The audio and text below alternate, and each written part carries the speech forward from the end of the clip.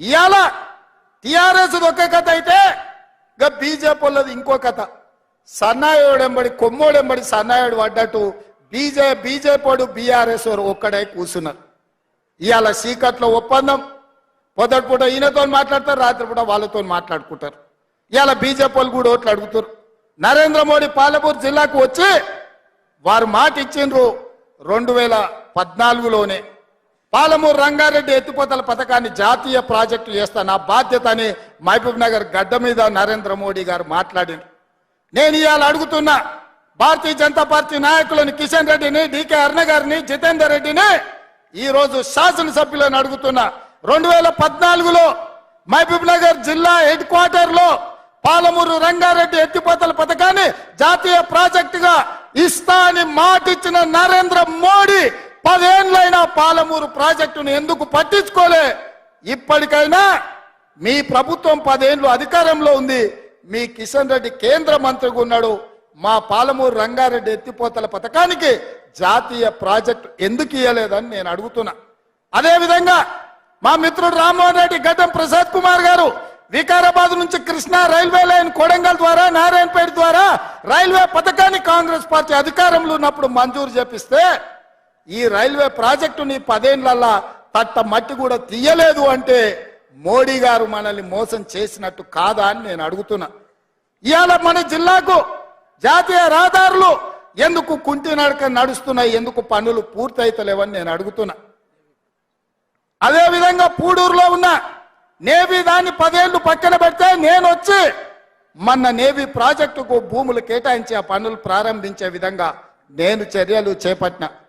ఇవాళ మిత్రులారా, బీజేపీ నరేంద్ర మోడీ 10 సంవత్సరాలు ప్రధానమంత్రిగా ఉన్నాడు, కిషన్ రెడ్డి గారు 5 ఏళ్లు కేంద్ర మంత్రిగా ఉన్నాడు, 4 ఎంపీలు ఉన్నారు, బండి సంజయ్ గారు ఎంపీ ఉన్నారు, అరవింద్ ఎంపీ ఉన్నాడు, బాబురావు ఎంపీ ఉన్నాడు. కేంద్రంలో మీదే ప్రభుత్వం ఉంది. 4 ఎంపీలు ఉండి 4 రూపాయలైనా తెలంగాణ రాష్ట్రానికి తెచ్చిండ్రా? ఇక ప్రధానమంత్రి కంటే పెద్ద పోస్ట్ ఏమన్నా ఉన్నదా? ఈ దేశంలోనే అత్యున్నతమైన పదవి ప్రధానమంత్రి పదవి. ఆ ప్రధానమంత్రి అభ్యర్థి పాలమూరుకు వచ్చి పాలమూరు సభలో నాకు అండగా నిలబడండి, పాలమూరు రంగారెడ్డి ఎత్తిపోతల పథకాన్ని జాతీయ ప్రాజెక్టు చేస్తా అని మాట ఇచ్చింది. 10 ఏళ్ళైనా ఎందుకు పడికేసిందో డికే అరుణ గారు, జితేందర్ రెడ్డి గారు ఇవాళ సమాధానం చెప్పాలి. మీరు ఏ రకంగా 10 ఏళ్ళు ప్రధానమంత్రిగా ఉన్నా పాలమూరుకు ప్రత్యేకంగా నిధులు ఇవ్వలే, ప్రాజెక్టులు ఇవ్వలే, పరిశ్రమలు ఇవ్వలే, అభివృద్ధి అడుగంటి పోతే ఒక్కనాడు ప్రశ్నించలే. మరి ఇవాళ ఏ విధంగా మీరు ఈ జిల్లాలో ఓట్లు అడుగుతారు, సీట్లు గెలిపించమని అడుగుతారని నేను అడుగుతున్నా. ఆనాడు కాంగ్రెస్ లో ఉన్నప్పుడు వాళ్ళకు పదవులు ఇచ్చిండ్రు, మంత్రి పదవులు కట్టబెట్టారు. పార్టీని మోసం చేసిన వాళ్ళు కూడా ఇవాళ మళ్ళీ గెలిపించమని అడుగుతారు. అందుకే మిత్రులారా, ఇవాళ కొడంగల్ శాసనసభ నియోజకవర్గ ప్రజలకు ఒక్క మాట నేను ఇవ్వదలుచుకున్నా. ఈ రోజు నారాయణపేట కొడంగల్ ఎత్తిపోతల పథకం కావచ్చు, మెడికల్ కాలేజ్ కావచ్చు, పారామెడికల్ కాలేజ్ కావచ్చు, నర్సింగ్ కాలేజ్ కావచ్చు, ఇంజనీరింగ్ కాలేజ్ కావచ్చు, మహిళా డిగ్రీ కాలేజ్ కావచ్చు, దౌలతాబాద్ బొమ్మరాజ్పేటలో జూనియర్ కాలేజీలు కావచ్చు, అదే విధంగా కొడంగల్లో వెంకటేశ్వర స్వామి మందిరం అభివృద్ధి కోసం 16.5 కోట్ల రూపాయలు మంజూరు చేయించినాం. కోస్గిలో వేణుగోపాల స్వామికి 2 కోట్ల రూపాయలు మంజూరు చేయించినాం. మద్దూరులో రెసిడెన్షియల్ కాలేజ్ మద్దూరు అభివృద్ధి కోసం ఇవాళ నిధులు మంజూరు చేయించినాం. దౌలతాబాద్ లో బీసీ రెసిడెన్షియల్ కాలేజ్ కి మంజూరు చేయించినాం, జూనియర్ కాలేజ్ మంజూరు చేయించినాం. మిత్రులారా, ఇవన్నీ మీరు ఆశీర్వదించడం వల్ల, మీరు అండగా నిలబడడం వల్ల ఇవాళ 5,000 కోట్ల రూపాయలతో అభివృద్ధి పనులు మొదలైనవి. కృష్ణా నది జలాలను ఇవాళ కొడంగల్లు ప్రతి రైతుకు అందించడానికి మా ప్రభుత్వం చర్యలు చేపట్టింది. ఇదంతా ఎందుకు జరిగిందంటే మీరు అండగా నిలబడ్డారు కాబట్టి, మీరు కాంగ్రెస్ పార్టీని గెలిపించారు కాబట్టి ఇవాళ ఈ అభివృద్ధి కార్యక్రమాలు చేపట్టినాం. అందుకే ఇవాళ 5,000 కోట్లతో వచ్చిన రాబోయే పార్లమెంట్ ఎన్నికల్లో కొడంగల్ శాసనసభ నియోజకవర్గం నుంచి 50,000 ఓట్ల మెజార్టీ ఇవ్వండి, మళ్ళీ 5,000 కోట్ల రూపాయలు తెచ్చే బాధ్యత కాంగ్రెస్ పార్టీ తీసుకుంటుంది. వేదిక మీద ఉన్న పెద్దలు తీసుకుంటారు, మిత్రుడు వంశీచంద్ర రెడ్డి తీసుకుంటాడు. ఇవాళ వికారాబాద్ కృష్ణా రైల్వే లైన్ రావాలన్నా కోస్గిలో సిమెంట్ ఫ్యాక్టరీ రావాలన్నా, పెద్ద ఎత్తున పరిశ్రమలు మన నియోజకవర్గానికి రావాలన్నా, ఇవాళ వేలాది మంది నిరుద్యోగ యువకులకు ఉద్యోగ ఉపాధి అవకాశాలు కొడంగల్లో కల్పించాలి అనంటే రాబోయే పార్లమెంటు ఎన్నికల్లో 50,000 మెజార్టీ తగ్గొద్దు, ఆ పైన పెంచిస్తే మీ దయ మీ అండ ఉండాలి అని చెప్పి ఈ వేదిక మీద నుంచి నేను కోరుకుంటున్నా. ఎందుకు గెలిచిన తర్వాత ముఖ్యమంత్రి అయినాక 60 రోజుల తర్వాత ఎందుకు వచ్చినా అంటే వేలాది కోట్ల రూపాయలు తీసుకొని వచ్చి మీ మధ్యలో ఈ సంతోషాన్ని పంచుకోవాలని, మీ సోదరుడుగా, మీ అన్నగా, మీ బిడ్డగా ఈ రాష్ట్రం ప్రతి పేదవాడి గుండె చేరుతూ ఇవాళ కాంగ్రెస్ పార్టీని నడిపించాల్సిన బాధ్యత పిసిసి అధ్యక్షుడిగా, రాష్ట్ర ముఖ్యమంత్రిగా ఒక బరువైన బాధ్యత ఉన్నది. రేపు జరగబోయే పార్లమెంట్ ఎన్నికల్లో 14 సీట్లు గెలిచినప్పుడే దేశ స్థాయిలో మన రాష్ట్రం యొక్క గొప్పతనం, కాంగ్రెస్ పార్టీలో కొడంగల్ గౌరవం పెరుగుతుంది.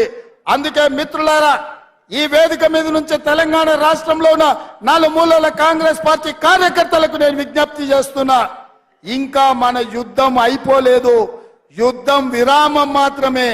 రేపు పార్లమెంటు ఎన్నికల్లో 14 సీట్లు గెలిచినప్పుడే తెలంగాణ రాష్ట్రంలో కాంగ్రెస్ పార్టీ యుద్ధం గెలిచినట్టు. అందుకే మిత్రులారా, రాష్ట్రంలో ప్రభుత్వం వచ్చింది కాబట్టి ఇక మేము విశ్రాంతి తీసుకోవచ్చని ఏ కార్యకర్త కూడా అనుకోవడానికి లేదు.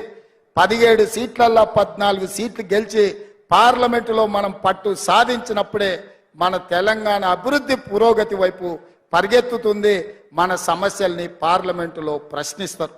అందుకే మిత్రులారా, ఇవాళ మన తెలంగాణ ప్రజల తరఫున నిలబడాలి, కొట్లాడాలి అంటే బీఆర్ఎస్ బీజేపీ కుట్రల్ని తిప్పి కొట్టాలి. రూపాలు మారుతాయి, పార్టీల పేర్లు మారుతాయి, ఎజెండాలు మారుతాయి, జెండాలు మారుతాయి. ఒకడు పొత్తు ఉంటుంది అంటాడు, ఒకడు పొత్తు లేదంటాడు, ఒకడు చెప్పుతో కొడతా అంటాడు, ఒకడు చేత్తో కొడతా అంటాడు. ఇవన్నీ ఎందుకు డ్రామాలు ఆడుతుండే? కాంగ్రెస్ పార్టీని దెబ్బతీయాలని. ఎన్నికల ముందు చూడలేదా?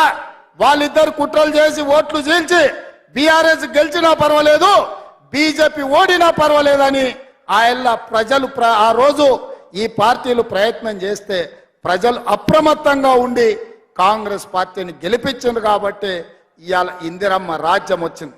ఇందిరమ్మ రాజ్యం వచ్చింది కాబట్టి 6 గ్యారంటీలలో మీకు ఇచ్చిన మాట ప్రకారం ప్రమాణ స్వీకారం చేసిన 48 గంటల్లోనే ఆడబిడ్డలకు రాష్ట్రం నలుమూలల ఆర్టీసీ బస్సులో ఉచిత ప్రయాణాన్ని కల్పించినాం. ఈ రోజు 18 కోట్ల ఆడబిడ్డలు వివిధ ప్రాంతాలు పుణ్యక్షేత్రాలు తిరుగుతున్నారు.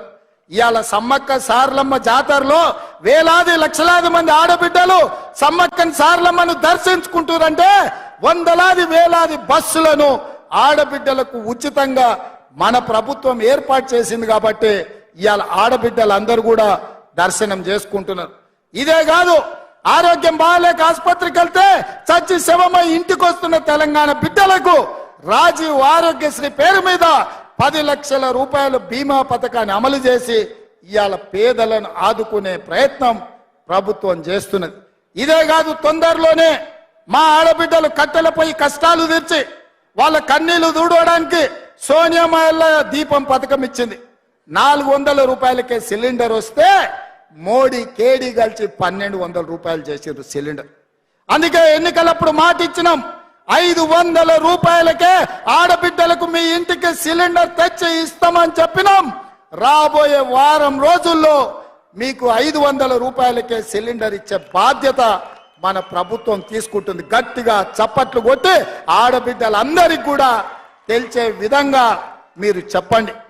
అదే విధంగా వ్యవసాయానికే ఉచిత కరెంటు కాదు, పేదవాడి ఇంటికి కూడా ఉచితంగా కరెంట్ ఇవ్వాలని, పేదవాడి కరెంటు బిల్లుతో కష్టాలు పడొద్దన్న ఆలోచనతోని 200 యూనిట్ల వరకు ప్రతి పేదవాడి ఇంటికి తెల్ల రేషన్ కార్డు ఉన్నవాడికి ఉచిత విద్యుత్తును ఇండ్లకు ఇవ్వాలని ఆనాడు మేము మాటిచ్చినాం. వారం రోజుల్లోనే ప్రతి పేదవాడి ఇంటికి 200 యూనిట్ల వరకు ఉచిత కరెంట్ ఇవ్వాలని ఇవాళ మన ప్రభుత్వం నిర్ణయం తీసుకుంది. పెద్ద ఎత్తున చప్పట్లు కొట్టండి అని చెప్పి మా కొడంగల్ ప్రజల్ని నేను కోరుకుంటున్నా.